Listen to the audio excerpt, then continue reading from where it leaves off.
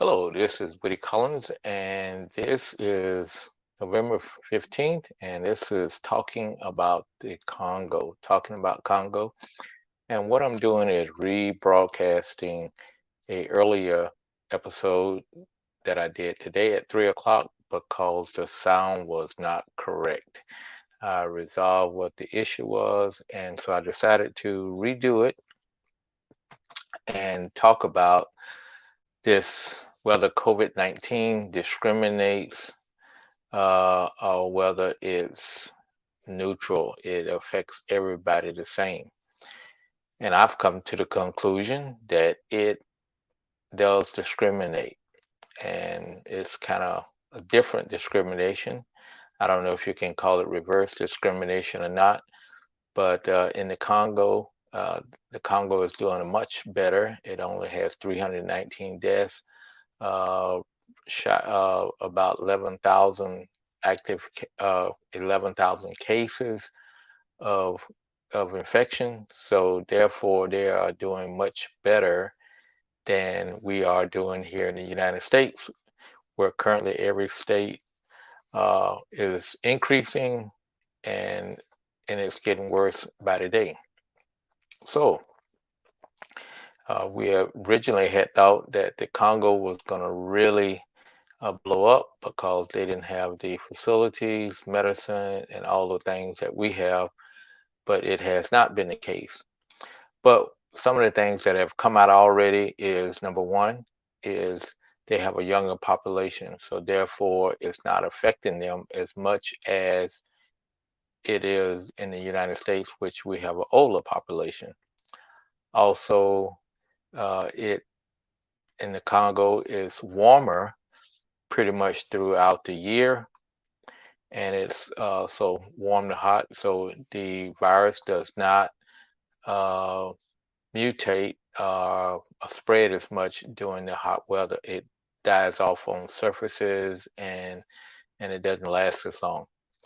So also humidity has a tendency to affect it. So in humid temperatures, I mean humid conditions, it does not last as long on surfaces and so forth. So that accounts for part of it. However, it's been bugging me that it doesn't account for everything. And so today I really thought about it and thought about comparing the US to the Congo and which one is which. And I said, okay, let's look at some other factors. And the first factor I looked at was education level.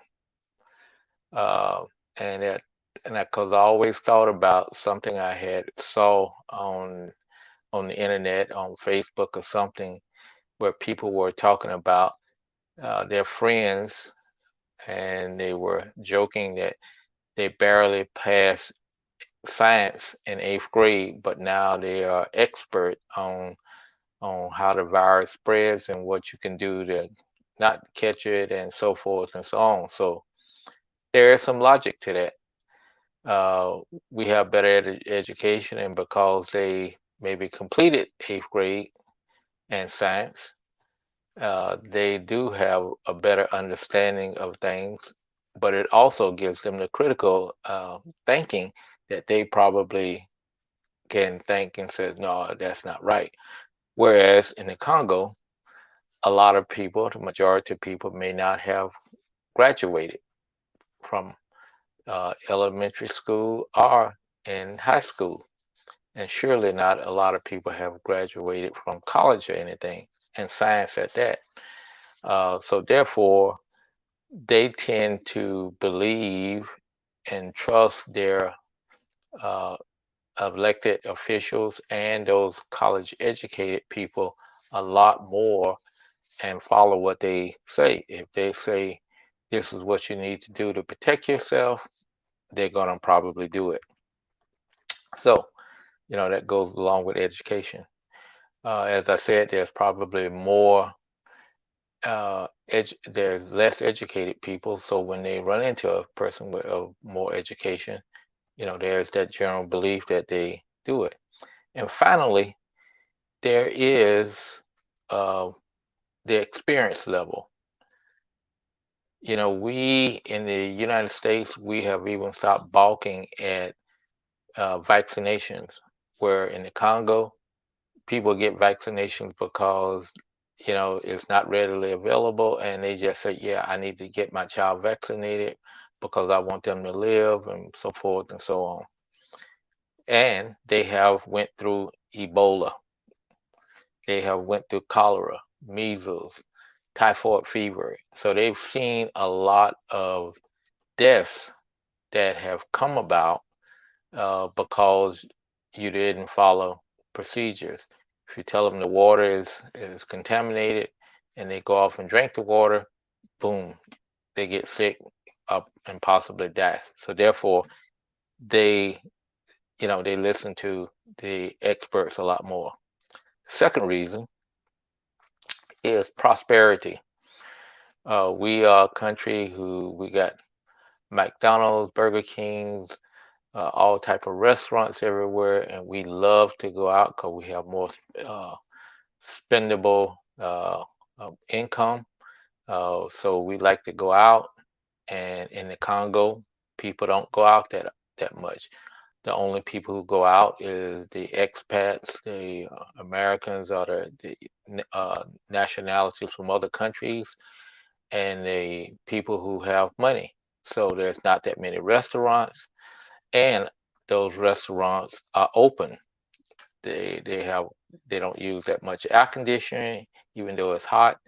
They just open the windows and they have ceiling fans because number one, they may not even have electricity, so therefore they, just, it's all natural.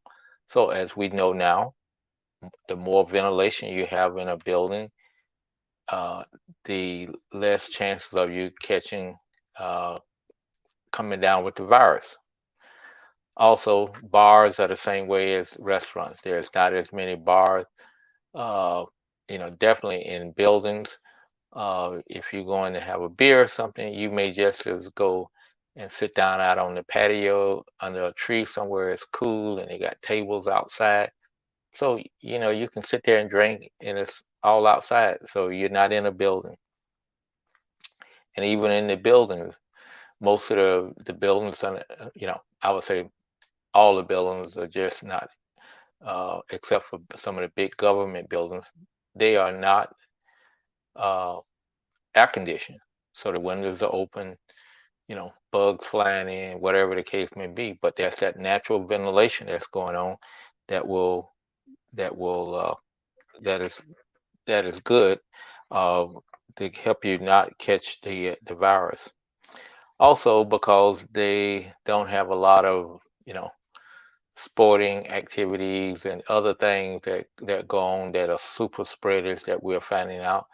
I mean, I can remember in Kananga, we would only have maybe the soccer teams would play once, once a week at the most, but it's usually wasn't that. And there was you weren't gonna stand up and watch the game. You would just maybe watch a few minutes of it, but only the diehard people would watch it. So there's a less of a crowd, and it wouldn't be spread as much.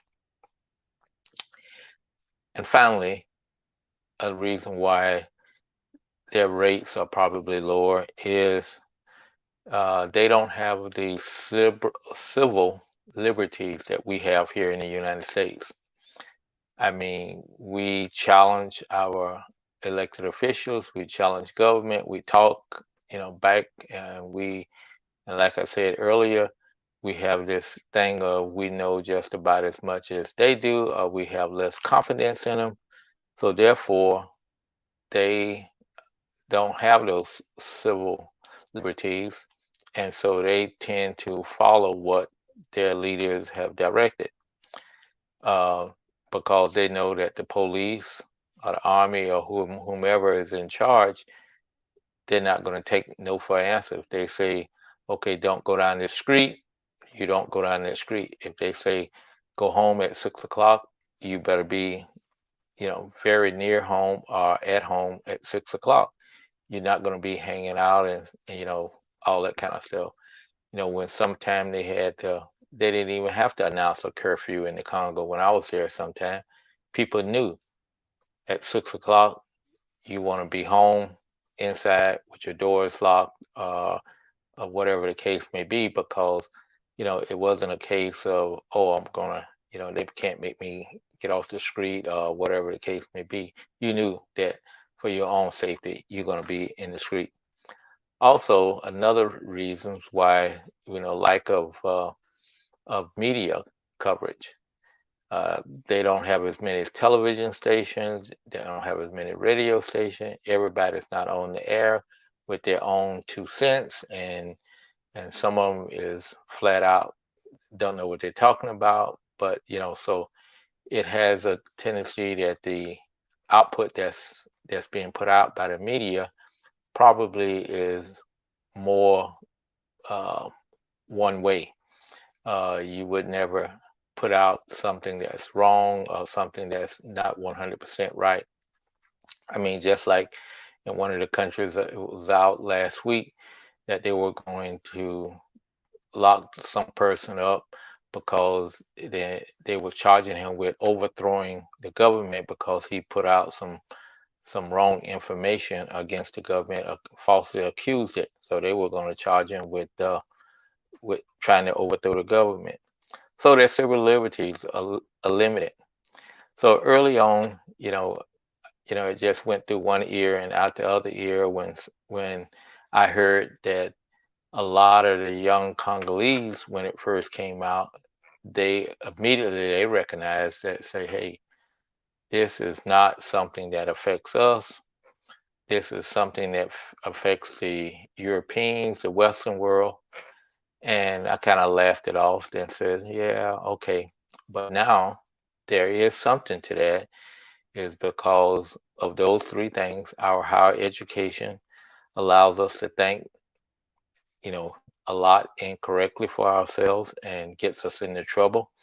Also, our prosperity level is up, and so we do a lot of things. We probably go out a lot more into those dangerous situations, and we're used to more civil liberties. I mean, we're arguing now whether someone can force us to wear a mask or not. Where over in the Congo, there was no question about it. You would wear a mask or you would be fined, and if you couldn't pay the fine right there on the spot, you would be locked up. And you definitely don't want to be locked up in Congo. So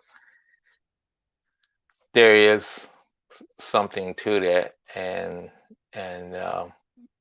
for good or bad, I think that's to be added to the Congo, the reasons why they have a lower COVID-19 uh, rates of death and also of infections is because of the lower education.